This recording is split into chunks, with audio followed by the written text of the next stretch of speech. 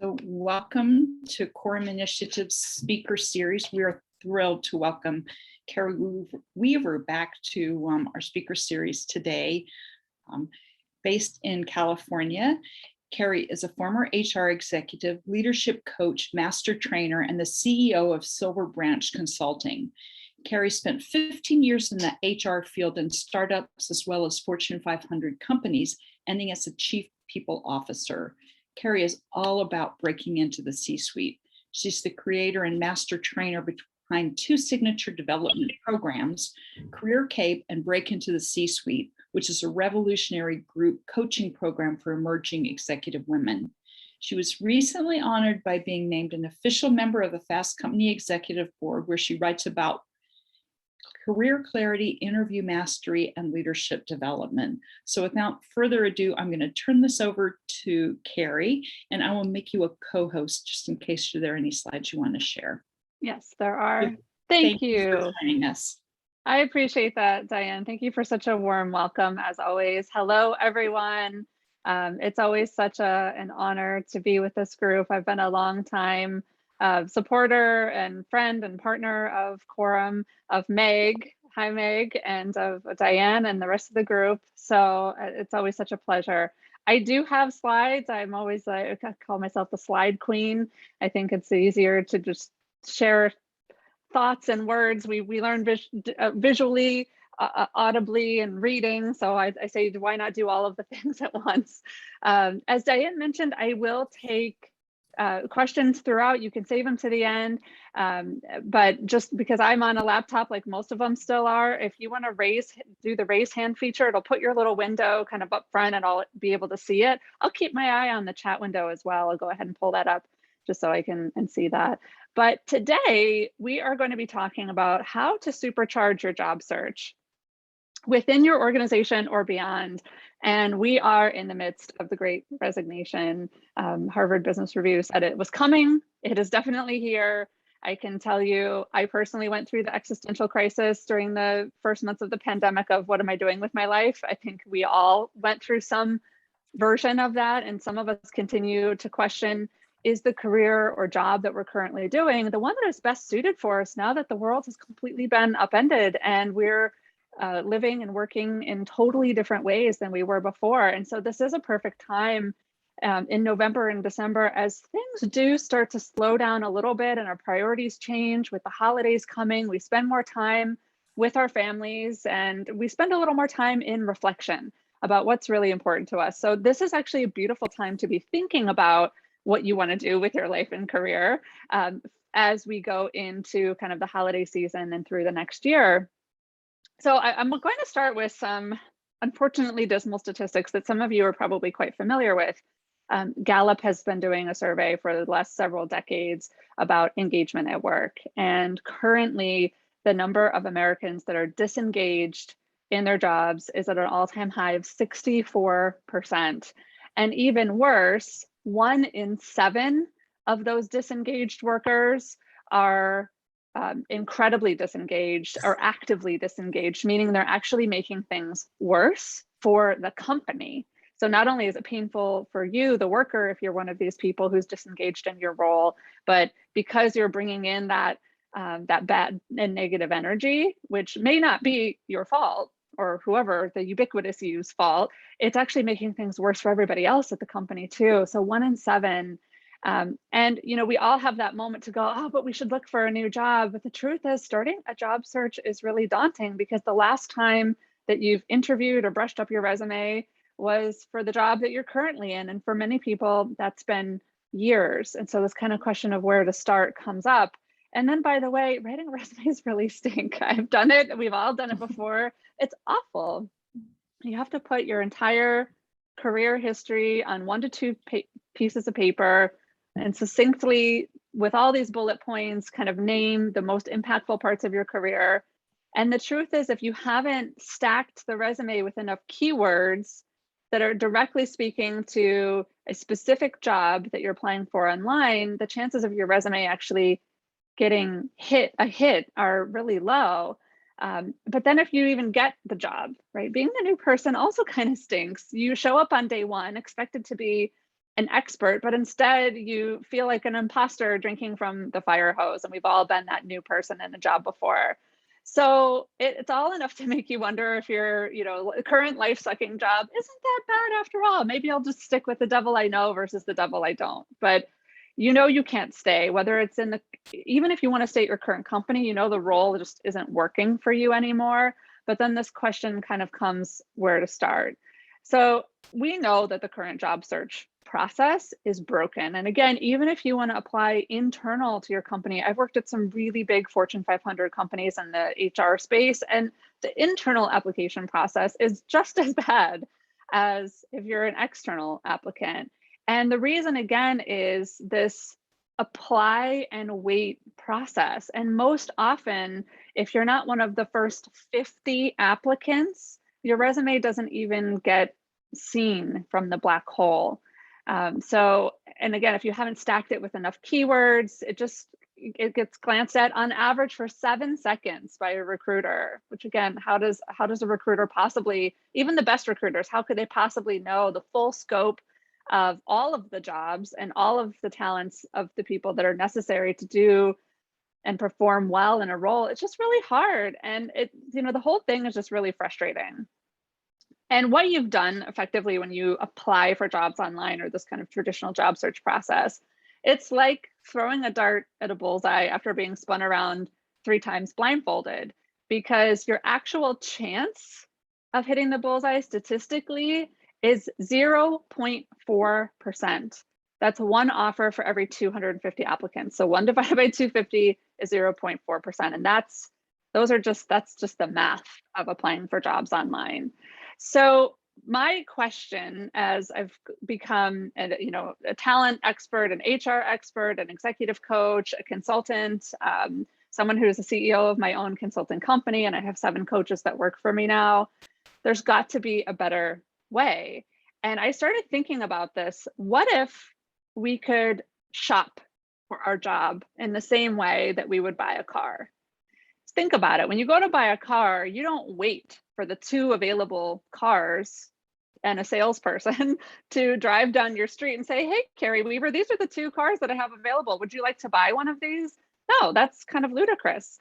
What we do is we actually think about, well, I'll just skip ahead. We think about what are our needs, what are our desires, and what's our budget.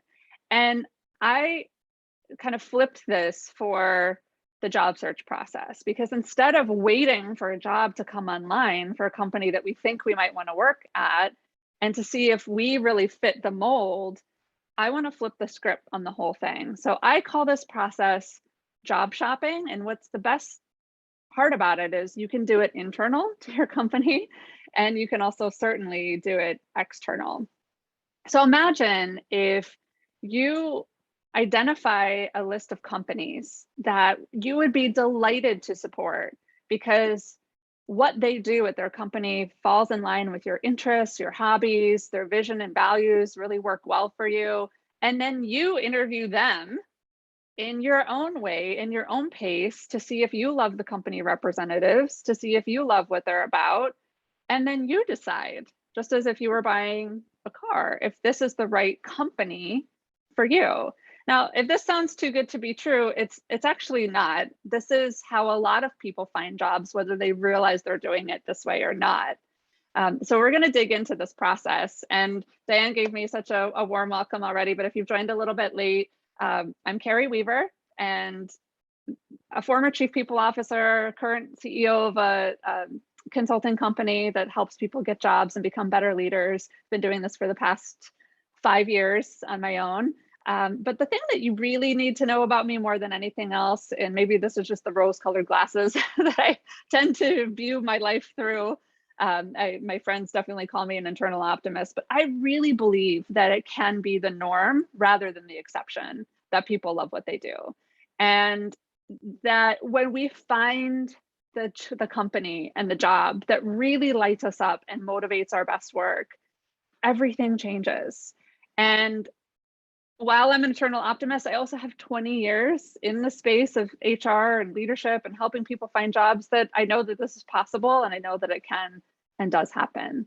So stick with me, because if you're here, I'm guessing you're part of that 60+% that's disengaged, whether it's with your company, maybe the current role isn't quite working, you like the company, you like the people, but something isn't working, and you want to either move into a different role in your current organization, or you want to try to look to find something else. So wherever you're meeting us today is great. And if you're one of those people that's like, you know what, I really like my role now and I like the company and I'm not ready yet, I just want to get this information for when I'm ready, I could hug you because honestly, most people wait until it's too late to leave. And we'll talk a little bit more about that, when they're so disengaged that they'll end up making a bad decision to go to their next role. And we don't want that. So here's kind of this process that I'm going to teach you to supercharge your job search process, or basically do what I call job shopping.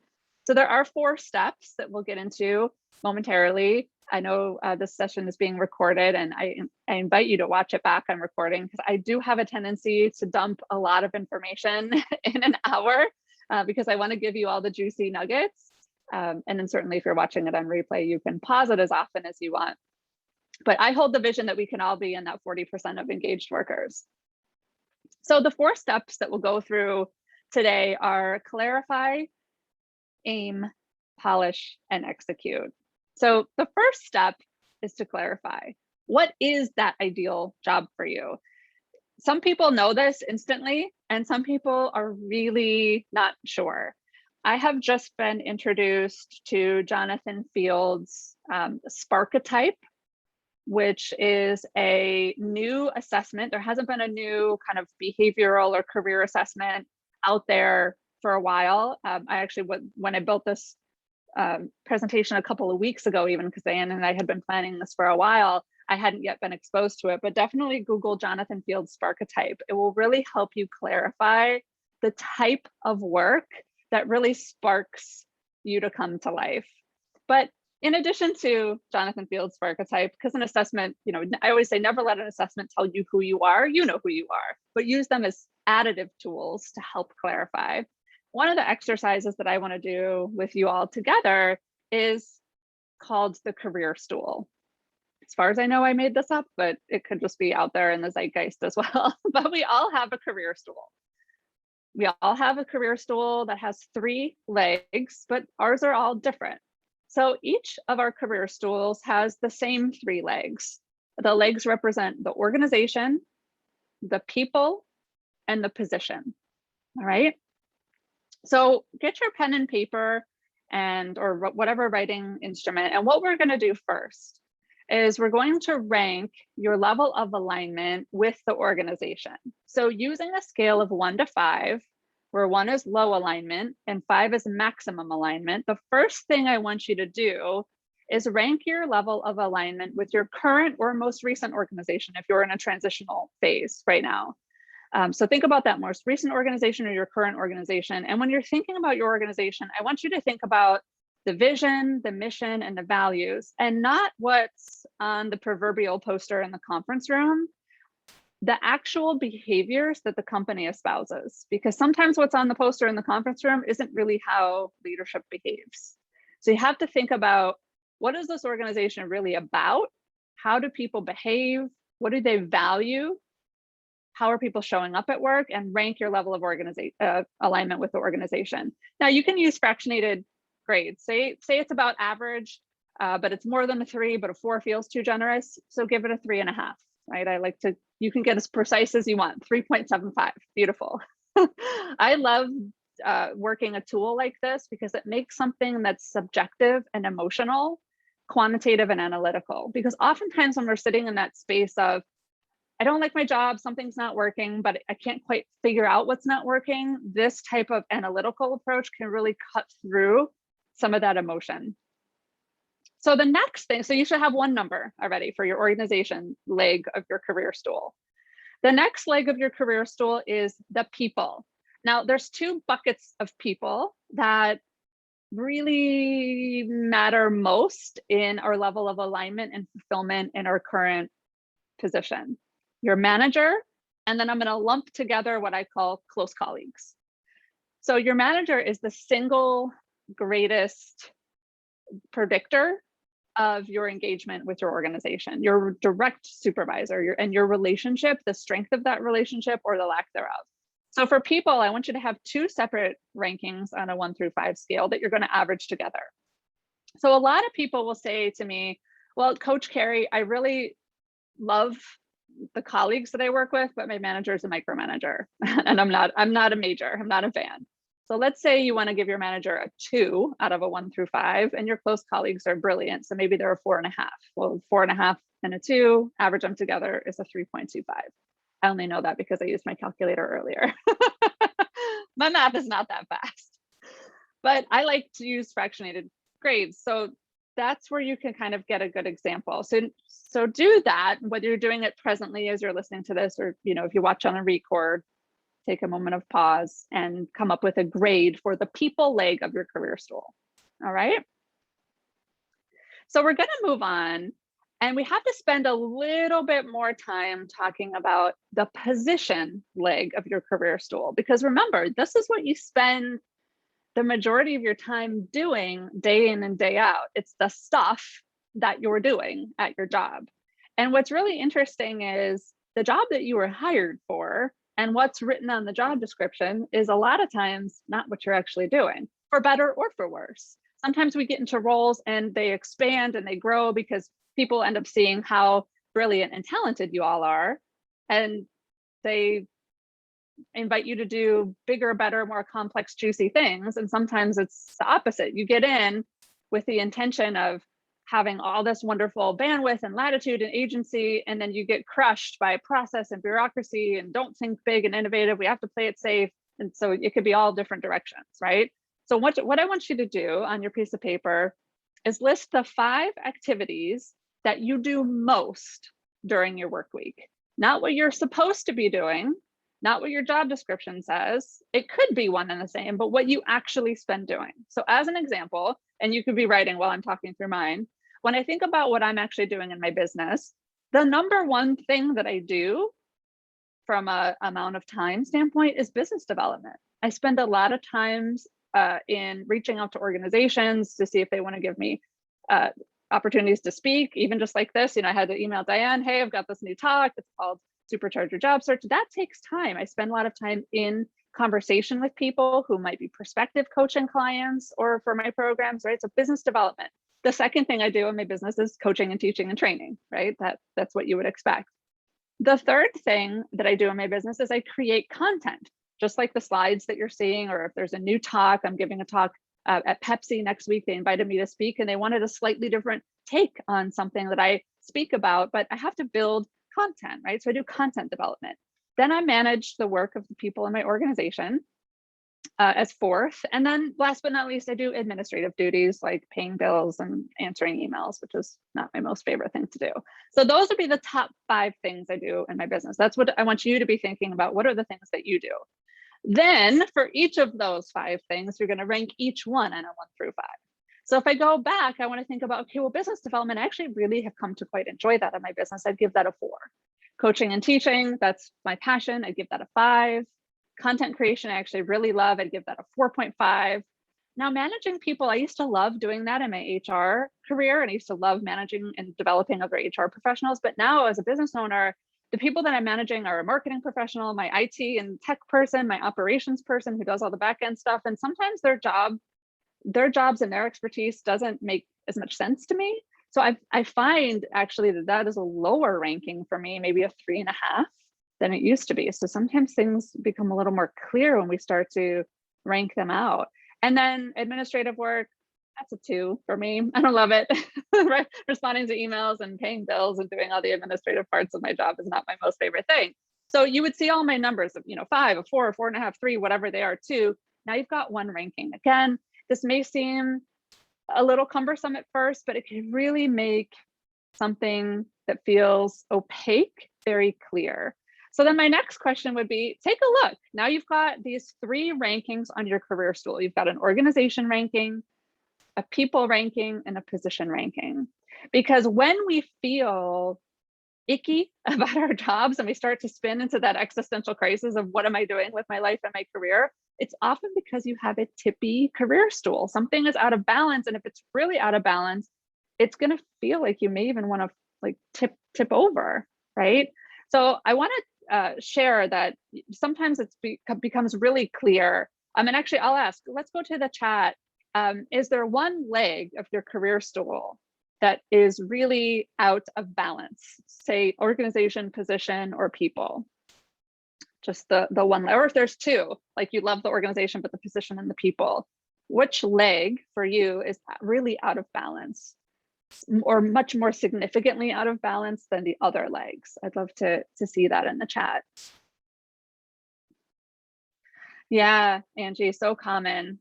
And Caroline, I mean, really all of the legs being out of balance are common, but oftentimes people go to the organization because they love it, and then they're out of balance with the position. That's a really common one. And then Caroline, I think yours is also really common, that it's the people, you know, love the company and the position would be good, but there's some of the people you just cannot get on with.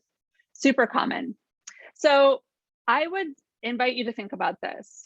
If you love the organization, just like Angie's, but it's the position that's out of whack, your best next step could actually be to stay in your current company, just in a different role, because it is easier to move internally than externally. Why? Because you're already a known commodity. They've already hired you, so they've already invested in you. They already know that you're smart and talented and you're capable. And if you already love the organization, and then I would want you to look at the, especially for Angie here, I want you to look at the people, because if you like the leadership, again, your next best move could be internal. That's actually what I did. So 3 years ago, I think it was, no, gosh, how long have I been doing this? 5 years ago, I was a chief people officer, and being head of HR is not for the faint of heart. Those jobs are hard. And while I did love leading and managing a team, there was just a lot of adult babysitting that I felt like I was doing with the rest of the executive team that wasn't in like the coaching and leadership development space. And I was feeling really unaligned with the position, but I loved the company and I loved the people. And I really wanted to do more coaching. I had already started my coaching certificate. I was in the process of getting my coaching license. And so I pitched a role to the president and the CFO to become the internal executive coach and leadership trainer. And I thought there was no way in hell they were going to say yes to this. But we were hiring external executive coaches. So I knew that they believed in coaching, but at the time they were, I was really ingrained in the business, and I just didn't see any way that they would say yes. But I was wrong. They said yes. And it took a 6-month transitional period for me to identify a successor, get them trained up, have me kind of step down over time. But we made a 6-month plan. And after that 6-month transition, I was no longer involved in day-to-day HR. I was coaching 5 to 6 people a day. I was creating content for leadership development courses. And I did that job, which was at the time my ideal job, for 2 years. And when I asked for it, I said I only want to do it 4 days a week because I want to start building my own business on the side. And I share that story because it is possible that your ideal best next job is internal to your organization. But the first step is really getting clear on what's going on with your career stool. Because once you have that information, you can really take it from there. So the next step is to aim. And we have to know what is the job that we're after. So this slide with the Karen says ideal job description. And you have to write out your ideal job description, just like the ones that you would be seeing and applying for that have the bit about the company and the type of people that work there and who would fit in best with the organizational culture. And then they talk about what the job is meant to do in the ideal universe. And then it starts to talk about kind of position duties and the responsibilities.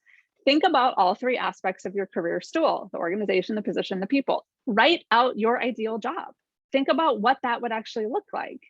So do this as a homework activity later this weekend as you're thinking about this next job step for you, because I had convinced myself when I was a chief people officer that I could never become an executive coach at my current company until I started asking, well, why not? Right? So again, start this process because it becomes the roadmap for what you're looking for. Then what you'll end up doing once you have the job, you'll actually look at it and say, is this a job that I could go out and it already exists? I could apply for it. It's a head of marketing, or it's a it's a director of finance, whatever it is, that I could go and apply for the job. If it's not, if you feel like you just made it up, I would invite you to go to the Googles and look anyway, because most of the jobs that we think of that are novel already actually exist in the world. If you can dream it up, probably someone else did too, and it's out there. There might be fewer of them, but they're out there. So then what you're going to do is you're going to investigate and curate a list of 10 companies. This is what I call the 10 company list that you would be delighted to work at that fit with your values and interests. And here's the thing about your 10 company list. They can't be companies that you already know exist. They have to be totally new companies. So if you always dreamed of working for Disney or Nike or some of these big shops, that's okay. Just put that off to the side. I want you to actually go to the internet and research companies that you have no idea that exist. Think about it this way. In the Fortune 500 or S&P 500, which are the 500 most powerful companies, both in revenue and generally in number of employees that really shape the economic engine largely of our country, you probably can't name even all 500 of those companies. I'm always looking at the list going, oh, I didn't even know that that was a company in the Fortune 500. So even the biggest companies, you probably still don't know all of them. But what you're going to do is decide, would working at a Doggy raincoat company be that ideal place for me? Because maybe you love pets and maybe you live in a rainy city. And I recently moved to the San Francisco Bay Area and it doesn't rain at all during a big portion of the year. And then it doesn't stop raining for 3 months at a time. And I have 2 little doggies. These are not my dogs, by the way, but I do have 2 little doggies who hate the rain. And we've had to buy products like this and they're delightful. They're just so fun to see. So maybe just because of your interest, you want to work at someplace fun like this, but you don't even know that a Doggy raincoat company exists. I guarantee you they do. So when you're thinking about your 10 company list, the 2 factors that you're going to really be thinking about first are company size and industry, because company size is going to tell you how much personal impact you're going to feel in your work. Not always, but generally, the bigger the company, the harder it is to feel your level of personal impact. And that's okay for some people. Some people like the structure and the safety of a behemoth company. They actually want to feel like a cog that's really helping that, big, huge economic engine like a Coca-Cola be really successful. They like feeling like they're part of something major, right? Other people say, no, small to mid-sized company is really where I want to be because I want to be able to see the growth and trajectory of this organization. So not always, but generally, the smaller the company, the greater personal impact you can feel. So just think of it as small, medium, and large. Then when it comes to industry, these are things like, I always use, let's say you're a finance professional that works for IKEA, you're actually going to be in the furniture retail industry rather than being a finance professional. Same with HR or marketing, right? So you want to think about industry. And when you're thinking about industry, you really want to pick an industry that aligns with your personal values, interests, and hobbies. And why think about your hobbies and interests? Because that's the thing that you would normally be spending time doing on your own, should you just choose to do something on your own, right? So that's why I always say the Doggy raincoat company is a good example of that. Then once you have your 10 company list, you've gone to the internet and you've created a list of 10 companies that are your ideal size and industry, then you're going to determine who you know that actually works there. So I love all the meditation apps. I'm a daily meditator and I really love the app Calm. And I went to Calm to see who I know there. And okay, so like one of my clients, coaching clients, got a job there. That we hadn't been working together for a while, and then we started working together. So I'm like Googling, who do I know at Calm? I'm like, oh my God, this person that I know works there. So you might be really surprised to find out that someone directly works there, and it might be a second level connection. And when I'm saying this, I'm actually speaking of LinkedIn, of course. So LinkedIn is an incredibly powerful tool, and I'll say this a couple of times during the workshop. Most people are underutilizing the power of LinkedIn. If it's not a social media platform that you're on daily, especially while you're doing a job search, you want to make sure that you ratchet that up. We'll talk a little bit more about that. But of your 10 company list, you want to decide who works there. And if you don't know anybody that works there, you're going to build an outreach strategy, connection strategy. So you want to have first or second level connections, but ideally you want to find who would effectively be like the hiring manager. So again, if you're a marketing professional who's going to come in, let's say as a vice president of marketing, maybe the person that you target is the chief marketing officer. If you're going to come in as a marketing director, maybe you're looking for a VP. You want to be thinking of kind of who would be that hiring manager in my subject matter expertise. Identify who those people are first and foremost. If you know them first level, great.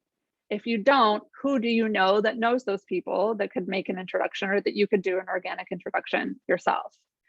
But before you start reaching out to those people, which is ultimately what you're going to do, and you're going to start to request conversations that are called informational interviews. We'll talk about that more in a moment. You have to present yourself and prepare yourself in the best light, because the truth is, to get an informational interview is only going to happen about 30 to 50% of the time. So let's say you reach out to 10 people, even if it's one person at your 10 company list, you can expect 3 to 5 to even reply to say, sure, I'll take an informational interview. Sure, I'll take 30 minutes out of my very busy schedule for a virtual coffee to talk about my career trajectory, this, that, and the other. Again, I'm getting a little bit ahead of myself, but we'll talk about that more in a minute. The third step is polish. All right, so we have to polish up what we're going to say. I can't tell you how many folks I work with. They just start networking. Like, they know that they want to leave their job and they just start networking and like, hey, tell me about what it's like to run your own business, Carrie, or you switch to being a coach. What's that like? Or Meg, you've got this hotel now. Like, but they start doing their process, but they're not A, clear about what they want, and B, they haven't polished up their own value proposition. So they've missed a huge opportunity in these conversations. And guess what? You only get one shot at those conversations.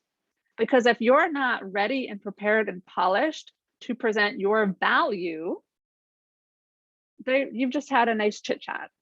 It's a really missed opportunity. So what you're going to do in advance of your conversations with your potential employers is develop a value proposition statement. And I'm going to teach you how to do that today.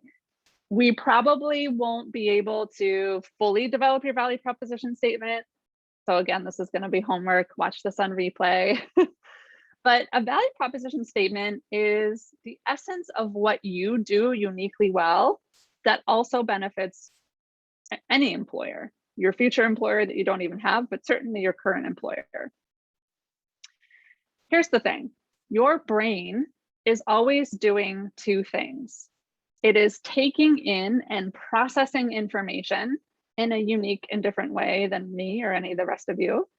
And then what's in your brain ultimately has to come out. So your brain also relays that information to others. These are your mental and interpersonal skills, how your brain takes in information, makes decisions about that information, and then relays it to other people. The way you do that and the way I do that are different. And what's really interesting is you're actually being hired for your unique set of mental and interpersonal skills. You're not being hired for what's on your resume. I'll repeat that. You're not being hired for what's on your resume or your experience. You're being hired for your unique combination of mental and interpersonal skills. What's on your resume is evidence of those mental and interpersonal skills. It's proof that what you're saying are your best mental and interpersonal skills are in fact those things. So what is Carrie talking about? Mental and interpersonal skills. We'll get there in just a moment, but I first want to share with you my current, because I've had a lot of them, my current value proposition statement is I teach winning interview techniques to stressed out job seekers who struggle to convey their true value to a future employer by synthesizing the best tools and relaying them into actionable strategies. 4 out of 5 of my clients land job offers from their very next interview engagement. That's pretty good, right? I think so. It's clear. It talks about who I work with, what their problem is, and what results I can give them. So here's the formula. It's going to look a little random at first, but let's talk through it. Definitely write this down. You'll be able to watch this on replay, but write this down. You're going to say because this is about you. You're going to enter a skill. This could be a mental or interpersonal skill. And again, I'll give you a few lists of what those skills are, but right now just capture the formula. You're going to have some sort of descriptor phrase, a connection word like into, by, for, etc. Then you're going to talk about who or what has the problem. You're going to name what their problem is very succinctly. And then you're going to say, by using a couple of other skills, what result you're able to drive for the who and for their problem. All right. I'll come back to this if you didn't quite get it scribbled down, but I want to be able to show you in using mine as an example, and we'll go through another one in a moment. So the white font in the brackets has the formula built in. So I teach is the skill. It's one of my superpowers. But what is the descriptor for that skill? What am I teaching? Well, I'm teaching winning interview techniques. Then there's a connection word too. But who? Who has the problem? Well, stressed out job seekers that kind of don't know where to start. And what is their problem exactly here? Well, a lot of people struggle to convey their true value to a future employer. All of my interview coaching clients for the last 5 years have a really hard time articulating what is their true and real value. So this is the problem that I help them solve. And so the two skills that I think help them the most are by synthesizing the very best tools in all of the universe of job searching and interviewing and communication techniques and presenting best self, etc. That what my brain actually does, we're talking about those mental and interpersonal skills, is I take all of that and I then synthesize it and I say, really, here's the few things out of all of this universe of stuff that you need to know in particular. So here's the actionable strategies. And as a result of me doing that, 4 out of 5 of my clients land an offer from their very next interview engagement. All right, so that's kind of how the formula is built in. So what are these mental and interpersonal skills? This is a list of 15 mental skills, all right? You do all of these things, but you don't do these things with equal comfort, ease, or joy. So I want you to review the list as I'm talking, right? Number 1 is gathering information by researching, designing systems, imagining and creating new ideas. Number 3. And what I want you to be thinking about is, what do you do well? What have you been told you do well? So like, what is that feedback that you've actually received that it's validated that you do this well?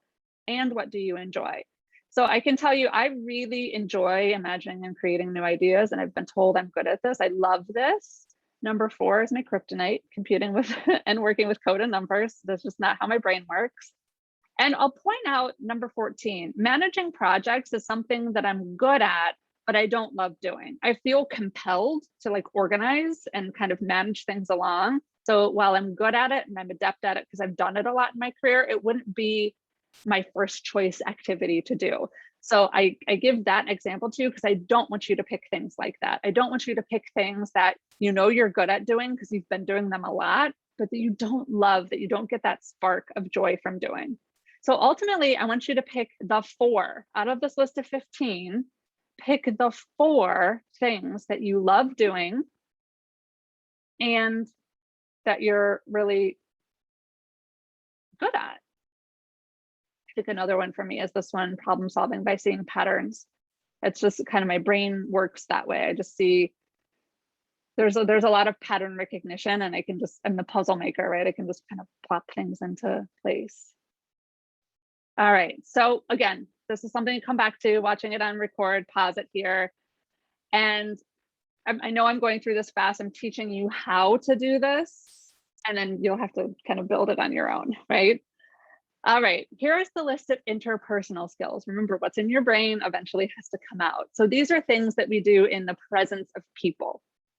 Everything from communicating, or verbal and written. We mediate and resolve conflict. We lead people, we manage, and leading and managing is different, right? Because leading, number 3, has a lot of motivation and influence, where managing and supervising is a little bit more of control, organized plan, the work and efforts of other people, delegation, that sort of thing.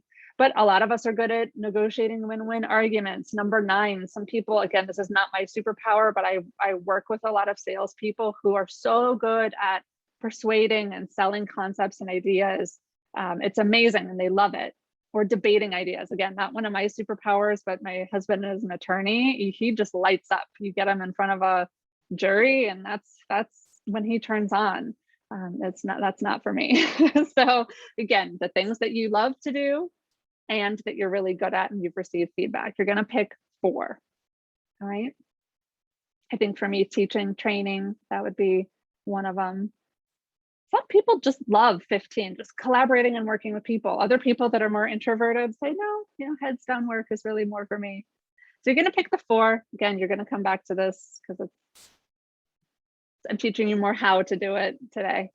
So you're going to start with 4 of each, mental and interpersonal skills, and ultimately reduce them down to 2 using the value proposition formula. You're going to combine 1 to 2 mental and interpersonal skills to build out your statement. And you're going to modify any specific words until the deeper meaning really resonates with your true tips and gifts and talents. And I want to give you another example of one that I helped create for a client of mine. So this one says, I design systems for scaling businesses who lack in-house operation support. By listening to client needs and optimizing custom solutions, I ensure companies have the right data to become profitable earlier in their journey.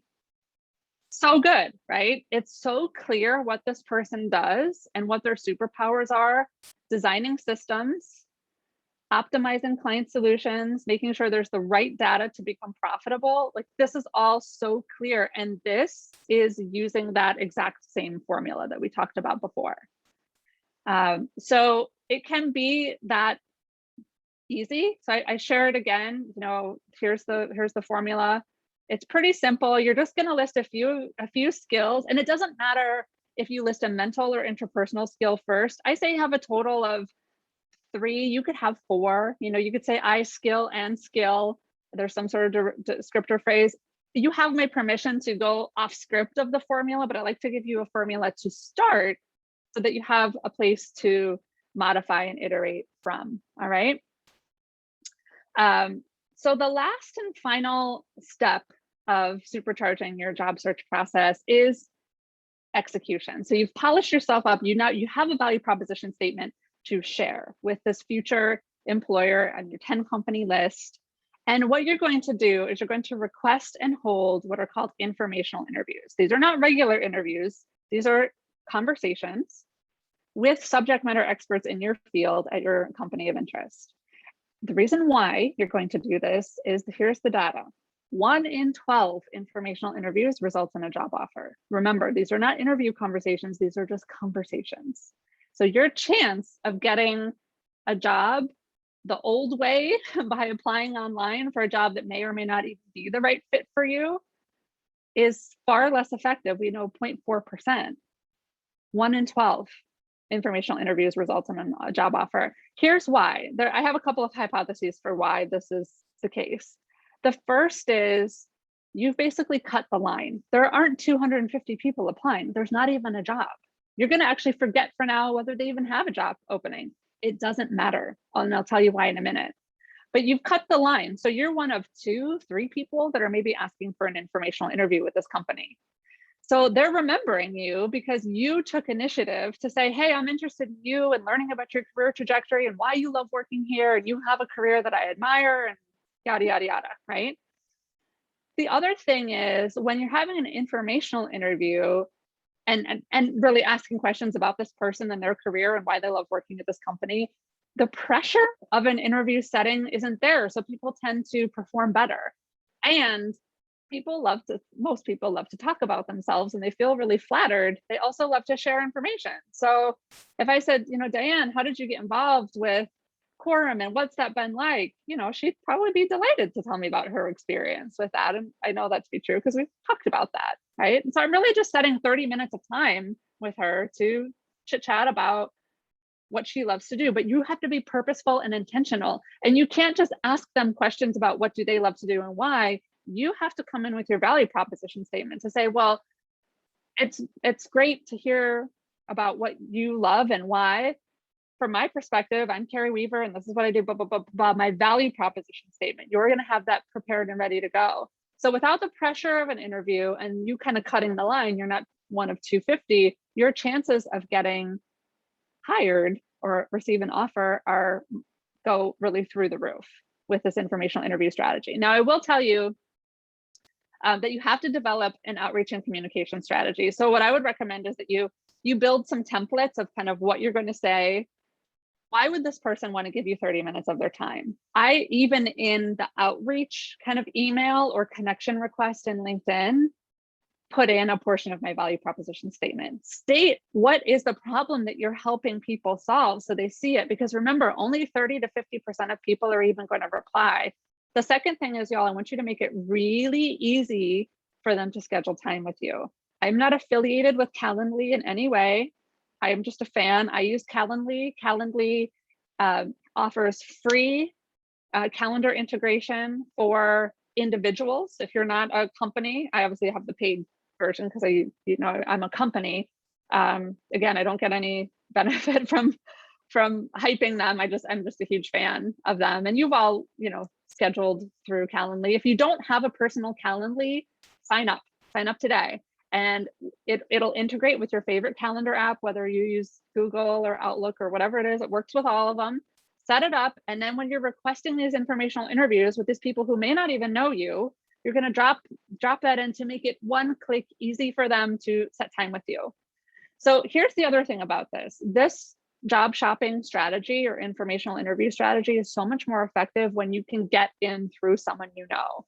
So using your network, and that's the power of Quorum, is you probably know someone who's a Quorum Initiative member who knows someone who says, hey, I'd like to find someone at Disney or Nike or whatever these companies are that you may want to work at, who can get me in? And the reason why this is super important is, and companies know this data, by the way, especially good HR professionals, almost half of employees that are hired through a referral, someone who can vouch for you, they stay for 3 or more years, while only 14% of people that are hired through job boards stay for that long. Now, it costs it's expensive. Hiring is expensive. It costs people time and money to hire. The vacancy that has been left there doesn't allow, it allows for everybody else to get burnt out because everybody else is doing the work of the person or people that aren't there. It's an expensive and time-consuming process. So companies want nothing more than to hire good, smart, top talent people that are going to stay. So they know this information. The other thing that's really compelling, y'all, is people who come in through someone who knows someone are hired 55 times faster than a career site.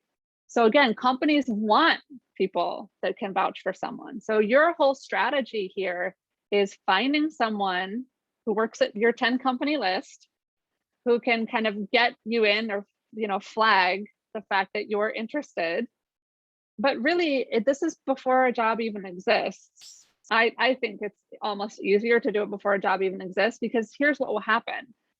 After you have this informational interview, it's like, oh, actually, Diane, I want you to meet Carrie. Here's the connection. You guys have a great chit chat. Now Diane has a job opening for someone that has my skills. Oh, remember, I just actually had a conversation 3 weeks ago with this bright, talented woman, blah, blah, blah. That's how it happens. Oftentimes, hiring managers don't know that they need the talents of the person in front of them until the person's sitting in front of them. And then they realize, like, oh my gosh, we have to find a way to hire gratuitous down the line, right? So that it does happen. So the moral of the story is, it's in a company's best interest to use employee referrals, and it's in your best interest too by way of informational interviews. I will tell you, this strategy is a marathon and not a sprint. I know the New York City Marathon just happened this past weekend, so everyone's kind of marathon focused, but it does take time. And I invite you, even if you're happy in your current company, even if the job isn't quite right and you want to navigate in or lateral within your company, great. But don't wait until you're miserable in your role to start looking, because that's when we make emotional decisions and our career stool won't be aligned because we're so desperate to get out that we end up going for a company that isn't really right for us, but the people were really cool and the job seems good. Or I love the company, I love the people, and the job is just okay. You don't want to do that, because after a year, 18 months, guess what? You're looking for another job again. And a few of those are okay, 1 and 2 on a resume, but over time, you're going to be the person that job hops, and that's not a good look either. All right. So what you'll ultimately do is you'll work your way through your 10 company list. You'll add new companies every few months as a few roll off. And remember, only 3 to 5 companies at a time, representatives at those companies are going to respond to the informational interviews. So just know that going in. I actually spoke to a prospective client yesterday who was really frustrated. She said, you know what, Carrie, I've done this strategy, because I was telling her about job shopping and how exciting it can be, because you're actually taking your career into your own hands, but knowing that you have time to do it. And she said, you know, I did this. There was one company, and you know, the guy, the chief marketing officer, and I both went to the same school around the same time. They had one other point of connection. He didn't even respond. And I said, well, did you make it easy for him to respond? Did you have like a Calendly link? No. And what was this person's level? Well, they're a chief marketing officer. Well, of course they didn't respond. They're freaking busy people, and you didn't make it easy for them. It has nothing to do with you. Doesn't mean they don't want to talk, but just know that that's going to happen. Not everyone is going to reply. So you do have to work your lists, and there's always new companies that you are finding out about, and you just have to work the strategy. You want to, I tell my clients, you want to always be doing this. Even though you're happy in your company, you always want to be creating this networking strategy and have people in your universe. This is actually how you build your network. And you want to maintain these, you know, virtual coffees every here and there, only with the companies that you would be most delighted and excited to work for. Forget everything else. Just always have that rolling list of 10 companies that you'd be delighted to work at. I was just going to say, you leverage the power of LinkedIn with that slide. And the last slide, that's like the Wizard of Oz that turns to color. A lot of us will stay in jobs that are soul crushing because we decide to stay with the devil we know versus the devil we don't. And we've convinced ourselves, we told ourselves a lie, that the grass isn't greener on the other side. But I can tell you that the number of people who truly regret switching jobs is very low. That, you know, something didn't work out for the better, they didn't learn something. So if you feel that kind of burn of, gosh, I'm eager to do something else, start this process now, because you won't regret it, is the truth. And so with that, I'll open it up to any questions. I know I'll give a ton of information, and you'll have to build your value proposition as homework, as well as your ideal job description. But this is how you can reach me. And Diane, of course, will send out more information if you want to get a hold of me, ask me any questions. But from here, I'll just stop the share and come on and ask what questions you have that I can answer about this process or these techniques. Hi, Carrie, I have a question. Yeah. You hear me okay? The comment that it's a marathon, not a sprint, really resonated with me. So one question I have for you is, if someone is fortunate to do this whole strategy successfully and make the connection and actually go through the interview process, one thing I've seen both being on the hiring side and on the interviewing side is you can go through, you know, dozens and dozens of interviews to get up for a position, and usually it boils down to 2 candidates, and you know, someone you spend all this time with and kind of disappears into the ether. What is your recommendation, I guess on both sides, as a hiring manager and as someone interviewing, or what is appropriate in terms of staying in touch or not staying in touch when someone doesn't get the job, but you've spent a lot of time with them through the process? Yeah, if it was a good experience for you, absolutely stay in touch for a few reasons. On the, you know, being on the HR side for many years, I can't tell you how many times we ultimately had to go back to the second or even third candidate because something with the first level candidate just didn't work out. The other thing is, from the candidate perspective, why not? If you had a bunch of really good conversations, and you know, maybe it just came down to that was just something, it usually is not a negative against you who didn't get the job. There was just a fit thing. Mm-hmm. Some people hire because they, you know, you're too similar or maybe a little dissimilar. And for whatever reason, you didn't get the job. Again, try not to personalize it. It's often doesn't mean you're not smart and talented. You are, but stay in touch. Say, hey, even though I didn't get the job, I had such a great experience. I love the company. I'd love to stay in touch. That makes you look so favorable in the long run that you don't have that kind of burned ego about it. And in some cases, they're like, oh gosh, maybe I should have hired Nicole after all. Like she handled this so well. But here's the truth. Companies are always hiring. Even in down economic conditions, even in the pandemic, even in hiring freezes, I can't tell you how many companies I've worked at that are having a hiring freeze. And you know how often I was still hiring people? Every freaking day. So it happens. Just stay in touch. It's a great Thanks. question. What else?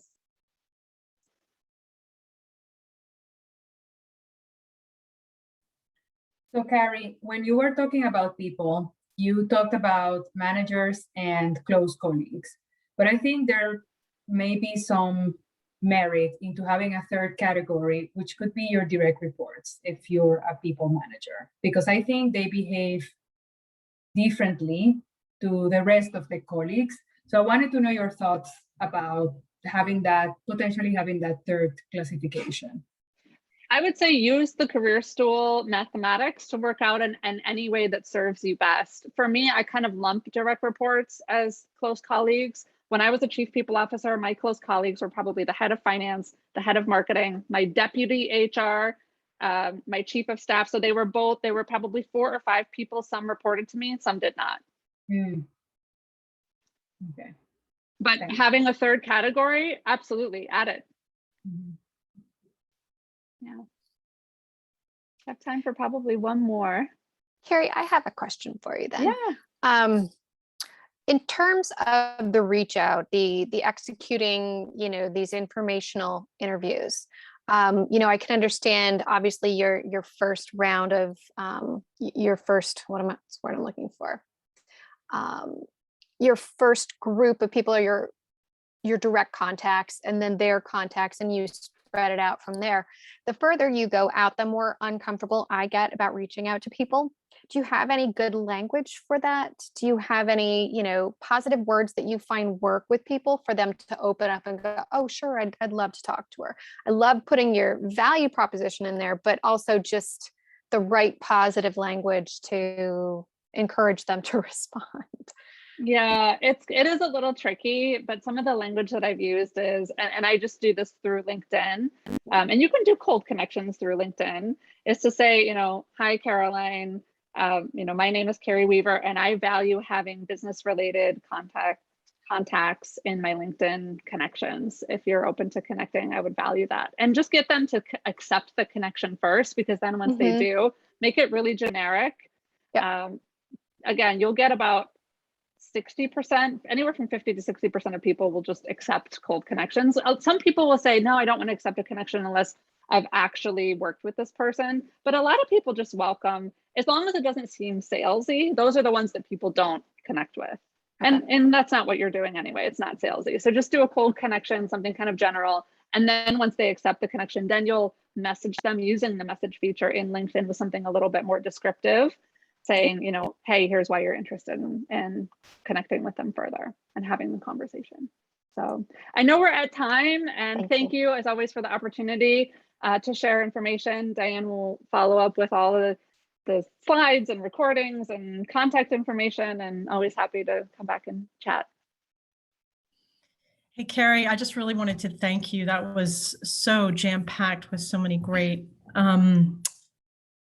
thought, helpful.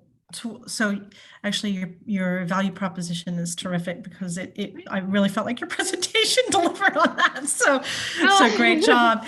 But anyway, it was so jam-packed, and I think Carrie gave us a million action steps. So in the spirit of the Quorum reality, where we like action a lot, and how do we go from there? I think not only thinking about taking action for ourselves, but also don't forget to use the community. Carrie mentioned that, to help you in your process. That's really what Quorum's all about. So leverage the Quorum community as you're working on this, whether it's, as Carrie mentioned, looking for a new job or looking for a new role within an existing company. I think that's really important. So thank you, Carrie. We really appreciate it. It's amazing. Yeah. It's so nice to have you here with us again. And Likewise. We wish you all the best on your journey here, and stay in touch. Absolutely. We always love having you. And I will, since we're over time, I will just wish everybody an excellent rest of the week, and look out for emails from Diane, because we have all kinds of great content coming up. We would love to have you all participate in it. And that's it. So be well. Nice to see you all. Take care. Hi, thank Thanks, you. Carrie. Thank you. You're welcome. Thank you.